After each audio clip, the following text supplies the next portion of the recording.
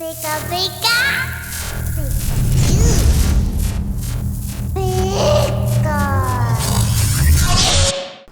After a long winter break and some personal stuff, I'm back to work. Before break, I finished one of the submissions for the MJ submission on my Discord channel, and Pikachu won, and I called this Brooding Pikachu. What kind of motion can we add to this? And of course, Pikachu. The first thing that comes to mind is the electricity. So we really wanted to sell this kind of energy animation. So that was my main goal. The other goal was to create kind of secondary animations, like the rocks floating, being suspended in the air, and then to create just a standard loop for one of the deliverables. And then one of the other deliverables was to create kind of like a little teaser, so just multiple camera shots. But I knew in looking at this that we had the background, and then for the midground, this will get a little tricky since we're going to have to repaint some of this stuff. And then we'll have the midground, or the foreground, which is also going to need to be repainted. I wanted to first extract the Pikachu, and I did that through just a very loose pen mask. What would be the alpha? Trying to individually extract these individual hairs is going to be a nightmare, and it's going to look like crap either ways. So here's the original Midjourney, and then I'll show you what I did. I kind of wanted this center focus to be on Pikachu, and I felt like this image, you kind of got lost by the light leak up here and then down here, and it just felt like kind of not as important. Like the action's doesn't drive the eye to the center. And then I extracted these rocks and I placed them in the foreground because I knew that I wanted to create a kind of a depth camera move, and then added some lightning bolts. I knew in After Effects that I have better tools at my disposal, but this was more of like a kind of look dev approach. And then with Pikachu, I extracted a number of things, one of which was the eyes. And what I did there is I just did the pen tool. I did this. And then on the layer that you want to extract the eye, you do Control J to create a new, first make selection, and then Control J. And what that does is it takes this initial layer and then it creates a whole another layer with this selection. But I also want to keep this selection as well for the eye mat. And what I mean is, let's do white, select inverse. Actually, let's just do a fill. Fill black. And what you can do with this is you can use this as a mat. So that's what I did with the eyes, as you can see right here. What you can do is with a group selected, you could hit this right here, which is the mask. And anything you do on a white to black color space, it uses as a transparency or a matte. So if we do this and we fill it with black, anything that's black is going to be, hey, I don't want to see this. This is zero transparency. And then if we do that with white, we get it back. So after the eyes, I created fills. So with that same selection, I just did a fill and then just did like a kind of like a dark gray backing for his, back of his eyes. And when doing this mask, you can see that anything you do behind it is only transparent in the live area, in the white. So after I did the eyes, I did the fill. I did the front arm because I know when I create this this kind of energy, I want something over it to kind of get that kind of true light kind of spill. Because if it was just over it, it wouldn't look like the energy is, you know, being messed with in the center part. So after the front arm, I did energy, and I did a very, very crude paint job for his fur that I painted out the energy from. And then his tail, I knew that I wanted to animate his tail, so I just extracted it from his backpack, and then I painted a little bit extra onto it just in case, because I know I'm going to want like kind of somewhat full rotation, but this piece will always be hidden. It'll just be going back and forth. So that's the Pikachu. Let's go to the rock environment.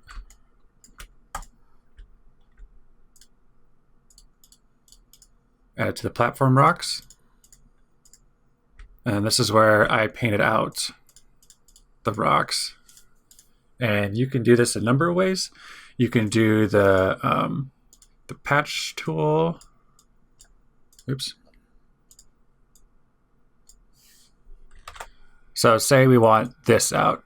You just draw a line over it, and then you go to another area that that you won't see repeating elements from. So I'll get rid of that. Let's drag over here. Boom. And I also added rock shadows, because without that, it's just hanging there. And if it were up here, it wouldn't make sense if there's no shadow. And with the shadows in After Effects, say the rock is up here, you want the shadow to either contract or expand. So yeah, repainted and then extracted rocks. And then the background, I created my own using just cave entrances and doubling it up and then adding fog. And then one of the tricks that I love to do is when you photo bash, and this is photo bashing. This is going to Google Images and taking like elements from images and then mashing them all together. As you can see, there's some differences between the quality and just the overall colorization of it. So what I like to do is I like to create a gradient that acts as like the environment. Since it's in a cave, it's very, very hard to see behind. So background, rock, Pikachu, light glow, foreground blurred rocks, and then just added some exposure and curves. So here's Brooding Pikachu in After Effects. This is I did 4 camera angles for this one, but this was the stationary. Let's run through this really quick. So I added things like the helmet, Pikachu spelling out up here with some tracers, added a bit more foreground rocks, and then added the lightning, added just some random wobble to this energy in the center. So I'll run through just the quick finals. I added a noise, which is effect, noise and grain, and noise. If you have like a lot of darks, it gets rid of the banding. And it kind of, and I just like noise because it adds a kind of film quality to your pieces. So you got noise, and then sharpen, because without it, you lose some definition. And then color correction, I just did a color balance. Initially, it was very warm, a little too warm for my liking. So I wanted to add some kind of greens, add some blues, dial down the red balance. And the way this color balance works is it's shadow, midtone, and a highlight. Shadow being the darkest elements, midtone being like your neutrals, probably like right here, and then your highlights, which are, of course is the whites, the really bright yellows. So that's with color correction. Grading, I just like adding a little punch And almost all the time I use curves, I do something similar to this, kind of curve, where this is the blacks, this is the midtone, and this is the highlights. And you can actually go in here and go red, green, blue, and then control everything. And you know that's cool. But for this instance, that was a little too unnecessary. So after the grade, I did shine. It uses the lightest element in your scene, and it creates this kind of let's dial this down to 0. It kind of creates this kind of light ray from this brightest point of your image. So as you can see, it's not affecting the whole image. It's just affecting the brightest parts of it. It's a little too colorful. So what you want to do is you want to bring it back down, and you can throw a tint.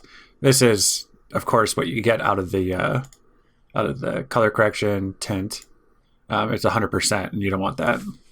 I usually like to drop it to at least 15, and the yellows are a little too dull, so I want to keep on messing with it.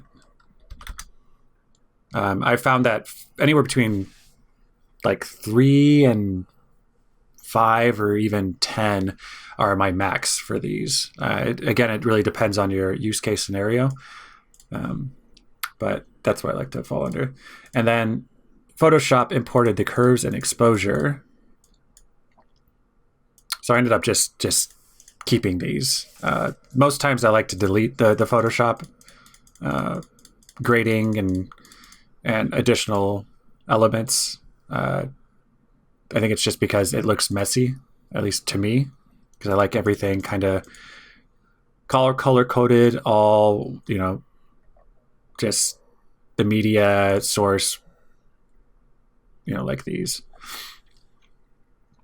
So then I added a glow, which is a deep glow. It just pumps up your image, and it adds kind of softness to it. And then here are the foreground rocks. And what I did is I just added a wiggle expression to every position of these rocks. And I think I did it for rotation too. Yeah. You'll find that you can use the wiggle expression for a number of things, and especially adding random movement to just objects can be very, very tedious. So why not automate things? And here I added some particles. And what I did is I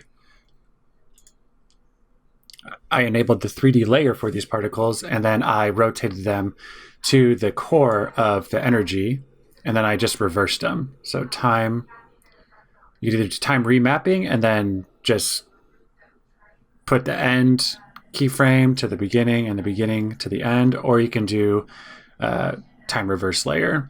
And that's what I wanted to do with these, is I wanted to get the particles kind of all traveling to the core. And then here I added some embers to the core as well. And then added a color fill to kind of match the yellow. And then that same light glow, I ended up taking out the electricity, and I ended up adding my own using After Effects' own advanced lightning. And that is in effect, I think it's generate. Yeah, advanced lightning. So you can play with origin. You can play with the glow, the color.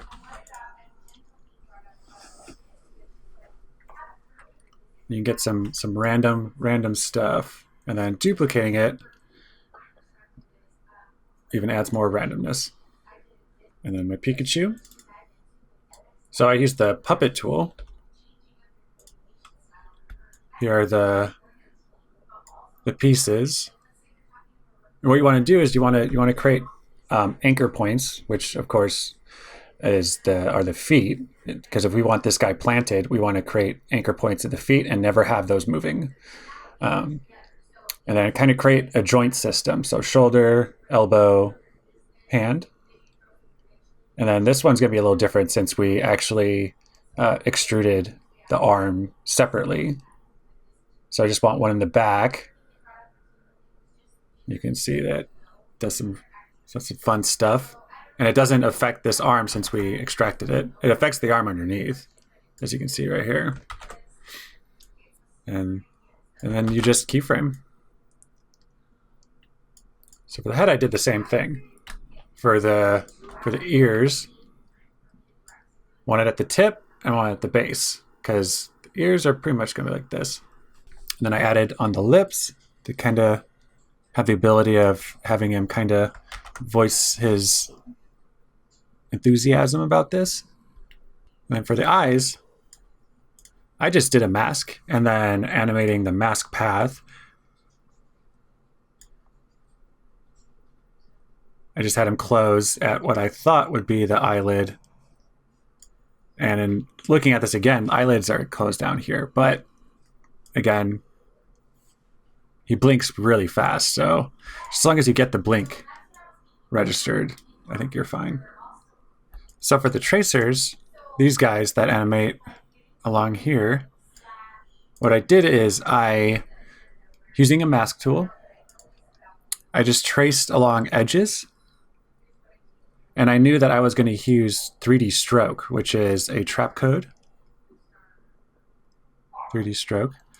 And what that does is you can use the paths that you create, and it can animate colors along a path. It can animate like the thickness of like a whoosh, or I rarely use this, but for this case, it was a no-brainer to use it because it comes with a lot of looping abilities. For the eye screen, in this one, I just masked out the screen. And then I looked at this, and originally it didn't have this this break where the top and bottom can separate. So I added that and added a backing fill layer. So I want it to open, have it reveal, and then close.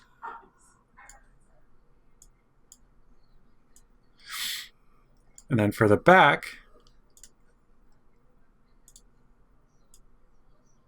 I just animated one text element, and then just use that same text element, and then just spelt out Pikachu, and then just staggered it. Like so. And then I threw a glitch over it to kind of get this screen look. So that's that for the helmet and the Pikachu. So yeah, at first glance, the Pikachu, when all is said and done, it's a pretty advanced kind of workflow. But it's all about just taking piece by piece. So the tail, I added a wiggle expression to the rotation. And when you're masking things like this, like if you want the head animated, it's better to kind of create a round top, because when the head's rotating, it might rotate pretty far this way. And if this is just cut off flat, you're going to see these hard edges. When you have a round top, it's going to be a lot easier to animate. So then the head is one of my favorite parts for sure. And then energy. And energy, I just did like a scale, a wiggle to the scale, and then just added rotation. And I felt like out of all this was probably the cheapest, easiest thing I did. And it feels kind of campy, but again, sometimes you got to pick and choose your battles over which part you want to be better over the rest. And then the front arm, just added a wiggle to get some randomness. And of course, eyes fill. And with all the head content, since there's a lot of pieces, you want them parented to something. And in this case, the head. So like the eyes, you want parented to the head. And what you do is you just pick whip it, this little guy, hold down, click, and then drag it to the layer. Or you can go in here and you select the layer that you want to be parented to. And the way parenting works is you have one object. So say you have this. This will be like your main element. And you have these smaller elements around it. You want these to move with this guy without animating all of these at the same time, which can work this way. But say you want to add some variety to these and you want to animate these individually. What you can do is you can parent these to this guy,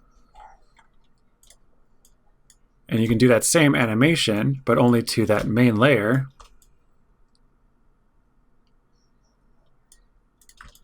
And say you want to animate these guys going up and down. The way we had it the last time, that's not going to work. I mean, it could work, but it's going to be a pain in the butt to keyframe individually. So you want this guy up, this guy down. And then we'll just return. So that's the basics of parenting. So that's what I did with the eyes. Since the cornea is pretty reflective, I wanted to add some of the environment to the reflective part of his eyes. And what I did for that is I used the light glow from the main layer, this guy. And I added some of the sparks. I put it into a pre-comp, and then I used his eyes as a matte. So like we said at the Photoshop, the white is not transparent, the black is not transparent, and then the white is transparent. So with this layer, you want to do a luma. If you did inverted, it would do the opposite. So luma matte. That's how I got the kind of the light spill and reflected elements. So for the rock environment, I took the extracted rocks and I wanted to animate them up. And like I said before, with the shadows, I wanted them to contract or expand based on the height that the rock is moving. So let's do this one first. So this is just the basic rock. I animated the position and rotation. And then since I wanted to loop, I made sure it started and ended on the same position and rotation. And then for the shadow, I just did just a basic scale. So it goes up, goes down. And the background, for the background, I ended up animating all the elements. I didn't bring in any other effects. I just animated what I created in Photoshop. And that's using the fog layer, just animating just basic position and opacity. And then for the light spill, I just added a wiggle to the opacity to kind of get a kind of like his lightning is casting upon here. So there's the background. And then for the camera movement, I did a number of camera angles. I did a slow push in, I did a dolly in, I did a pan left to right, and I did a crash zoom. So slow push in, just a very, very, subtle movement. And then for a dolly in, I wanted a more kind of similar, but this was for the teaser shot. So I didn't want, the looping was not taken into consideration on this one. And then same with pan left to right. I want to get kind of a good parallax between the rocks and the Pikachu. And crash zoom, it's exactly what it sounds like. Just a very fast zoom into the object. And there you have it. There's the Pikachu, Brooding Pikachu in After Effects. And I'll show you the audio here shortly. So let's go play. Let's work from the bottom and up. Let's get that energy. Let's get Pikachu involved.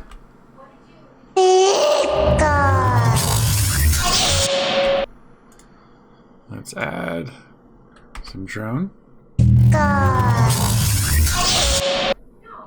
Let's add some boom.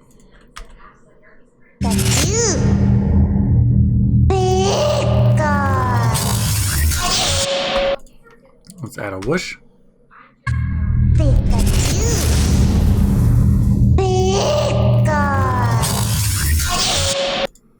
Let's add some more impact.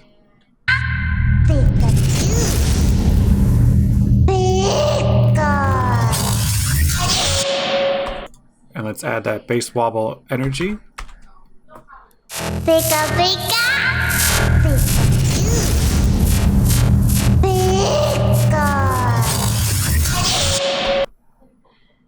Let's add the debris. Pika Pika.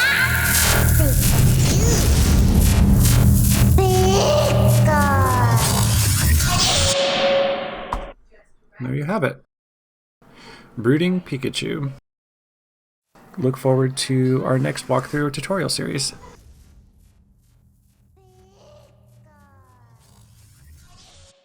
Pika Pika.